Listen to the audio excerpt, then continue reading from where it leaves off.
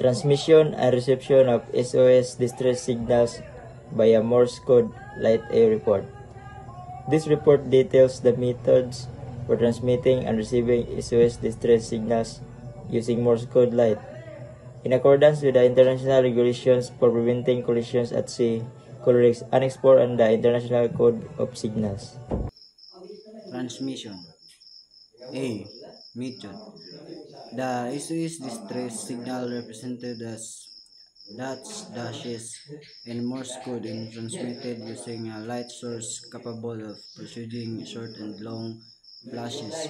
Short flashes present dots and the long flashes represent dashes.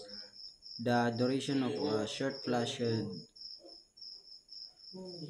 be approximately 1 unit, while a long flash should be approximately 3 units. The interval between flashes with characters should be 1 unit, between characters 3 units, and between B. Equipment. Suitable light sources include, but are not limited to, handheld flashlights, high-intensity lamps, or dedicated signaling lights designed for maritime use. The light source must be visible at a sufficient distance to attract attention. C. Colerex Annex 4. Compliance. Colerex Annex 4 mandates the vessels carry and maintain appropriate signal device. The use of a light source to transmit the SOS signal complies with these regulations, provided the light is successfully powerful and visible in prevailing conditions. The signal should be transmitted in a manner that ensures visibility to other vessels and search and rescue service. D. ICS compliance. The ICS explicitly defines the SOS signals as a universal distress signal. Transmission using Morse code light is an accepted method, aligning with the ICS objective of facilitating clear and unambiguous communication in emergency situations. E. Best practice to maximize the effectiveness of the transmission. Ensure the light source is clean and its lens is free for obstructions. Use a concentrated light and timing for the dots and dashes. Transmitted the SOS signal repeatedly at regular intervals. If possible, direct the light beam toward the potential resources. Consider the use of a handheld mirror to reflect the light and increase. 2. Reception. A. Recognition.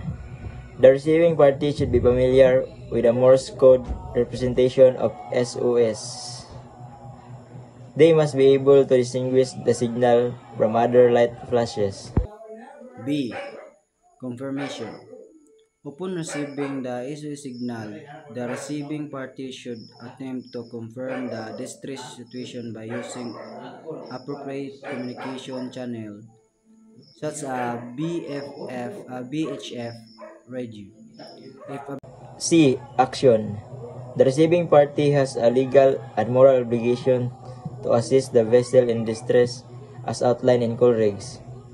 They may involve contacting search and rescue services, providing assistance directly, or relaying the distress message to other vessels. Conclusion. The transmission and reception of SOS distress signal using more code light remains a vital skill for mariners. Adherence to skill Coleridge and Annex 4 and the ICS ensure uniformity and effectiveness in emergency situation. Regular practice and familiarity with the signal are crucial for both transmitting and receiving parties.